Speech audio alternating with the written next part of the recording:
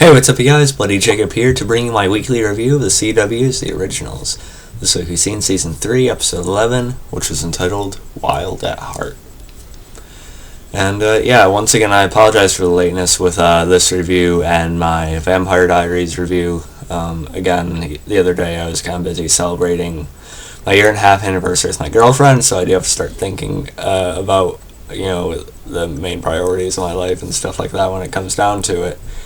And also I'm working now, so it's getting a little bit harder to keep up with all these shows. But the Vampire Diaries and the Originals are ones I'm never going to completely miss out on. And these shows are a part of my life, don't get me wrong. They're a lot more important to me than anyone would ever expect them to be. In a way, these shows are my life. I love talking about them. They're my main passions, my main interests. So I have to hold on to them, whether I'm working a heavy schedule, whether I'm doing whatever else in my personal life. This is always going to be something in it. And this week's episode, it was okay overall. I'll actually say the Vampire Diaries was a bit more interesting to me than this was this week, which is pretty surprising. I still think the Originals is at a better point in general than the Vampire Diaries. But these two episodes this week, I'd say the Vampire Diaries kind of won out.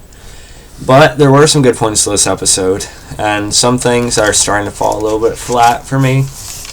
But we'll talk about that when we get to it. Of course, a big part of this episode was, Klaus dealing with this new Cami, this new Camille, as she is a new vampire, as she's a new vampire. And we all knew Cami wasn't going to be dead. It was pretty easy to figure out that she is going to be turned into a vampire somehow. And while it is an interesting dynamic, and while it is a good parallel to who we've seen her as for the past 2 or 3 seasons, it does feel very familiar. It does feel like it's been done before, and that's because it has, with the Vampire Diaries, having Elena be turned into a vampire at the very end of Season 3 going into Season 4. This feels a lot like that, but really, they had it. I don't know, you kind of expected like a main human character to be turned into a vampire at some point, but it's a little bit funny that it just happens to be the main character's love interest too. So I don't know. And again, she's acting all bratty, she's acting all, like evil and cruel and stuff like that. And, it just feels like we've been there and it's not as interesting as it could be. Now that Leah Pipes is doing a bad job, though, she's doing great in the role of Cami. But I'd rather see her the way she usually is instead of like this stereotypical bad new vampire side we've seen with a lot of characters before. But she'll probably come back to who she really is at some point. Something will put her back to her mind back to where it was. She'll feel immensely guilty and stuff. We know where this is going. It's just a matter of figuring out when and how within the season, I think. But anyway, we also have the Strix mourning Tristan. Aya has this new, I don't know if I'm pronouncing her name right, but the black chick who's leading the Strix now, pretty much the second in command, now sort of the leader. She has this witch come in, each member gets a card, or each of this main group of them gets a card, and it shows whether they're loyal knights or whether they're planning to try and take power for themselves and things like that. Marcel actually gets loyal knight. And I don't know, maybe that's referring to his loyalty to the Michelsons, maybe that's referring to, that in a certain way, even though it's meant to be about the Strix. But, I still think that Marcel is on the side of the Michelsons when it comes down to it. We've seen him feed him information before throughout the season and stuff. But, it's still a nice scene, I guess. We also have Aya making a deal with Davina. She's willing to give her a spell to bring back the dead in exchange, for her aligning with the Strix and her, of course. And, of course, Davina's going to take that because of how much she loves Cole. And I was happy to see this development in this episode because they're actually using the original actor for Cole right now. I totally before with all the body shifting, or what's it called, like the bodies, I don't know, but how everyone, like how Finn was there but he was in Vincent's body for a large part of the time anyway. And I made the point in my season 2 review that if the characters are there, I wish and want them to actually be in their original form, so I'm glad to see the original actor back as Cole, and I hope when and if he does eventually come back full on, it is him. It's not the other guy whose body he took over. So it's cool to see him again. We'll talk a little bit more about that later. And of course, it's understandable for Davina to want that, but of course we know her loyalty is not completely with them either. It was nice to see Davina and Cole have their little reunion inside that world, as Josh is holding Davina's hand to keep her linked, to life and the reality and stuff like that. And I forgot to write down the witch's name in this episode, but the younger, shorter one with like the whitish blonde hair and stuff. She warns Elijah that she looks into his mind and sees like flashes of like a thousand years of everything that's happened, everything that he's been through, everything that his family's been through, and she is kind of like not put off, but like she acknowledges all the pain that the family has been through, and she says even through all of that, the worst is yet to come. And so there's still a major threat out there that's gonna really become a factor this season. We're just not sure who or what. We probably haven't met that yet, but I'm kind of eager to see what exactly it is or who exactly it is. Let's see, we talked about Klaus having to juggle Cami, and of course Cami goes after Klaus for him being the one to show her restraint, just like how Elena was put off by Damon trying to show her restraint. And again, it just feels familiar, so it's not quite as effective with this. And somehow Cami is able to snap Klaus's neck.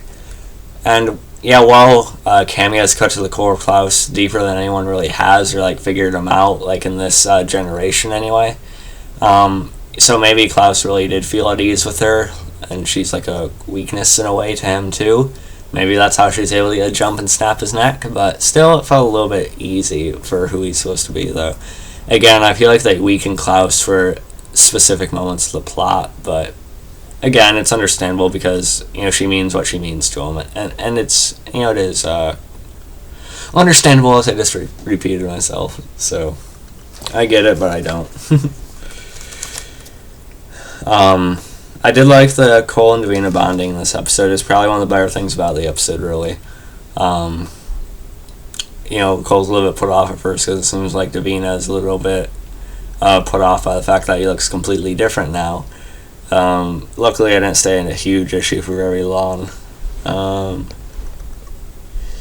course, Klaus manages to recover quickly from that neck snap, though, so at least that makes sense for the character.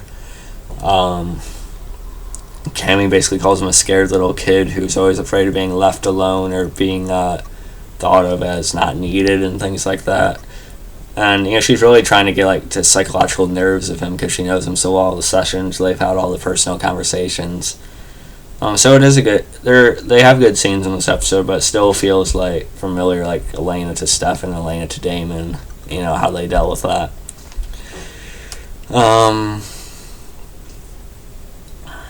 We also have Hayley trying to help out Cami, because Hayley can relate to her because, due to her becoming a hybrid, she knows the process she's going through right now. Cami takes quite a few jabs at Hayley. She says something like, Jackson being gone must be like a weight lifted because she loves Elijah, so she was probably relieved that she doesn't have to deal with that little pickle anymore, And that's probably true, even though Hayley gets all offended, it's kind of true. She is more in love with Elijah, but she did grow to care more about Jackson than she thought she would, I think. But I think Elijah's a little bit above that for her, whether she says it or not right now.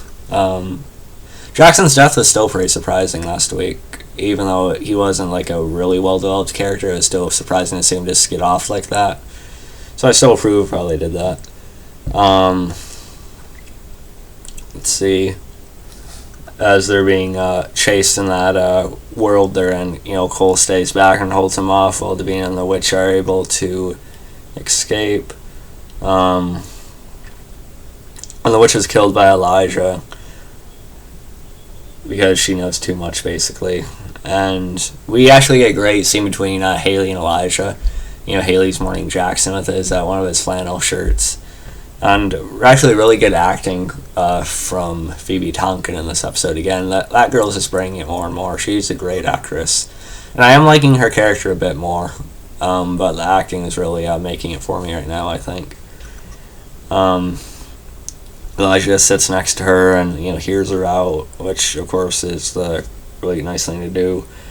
And we get this really good but depressing quote from Hayley. She says, "The truth is that my husband died because he loved me. And loving any of us is a death sentence, isn't it?" And that's true because a lot of these characters are pretty much like cursed with their people who care about them or love them being in danger automatically and stuff like that, and most likely dying. And that's how the episode ends. There wasn't really any big leave for next week, really. We also had Cami meeting up with the detective again, and I feel like she might actually kill him at some point, and that might put her over the edge. Maybe, I don't know, but I feel like the detective's definitely in danger right now. But we'll see where that goes. So overall, an okay episode. Not one of the best of the season. Not bad either. Just not what I come to expect from the best of the originals either. I didn't expect this to be another, incredible episode, but it did fall a little bit below where I wanted it to be this week. As I said, I did enjoy the Vampire Diaries a little bit more, surprising enough, I should say. Wait, yeah. Oh, what's going on in my mind lately? Anyway, I hope you guys enjoyed this video. You can add me on Facebook, follow me on Twitter, Movie Pilot, and look for unspoiled.com. Catch you guys next time, and peace.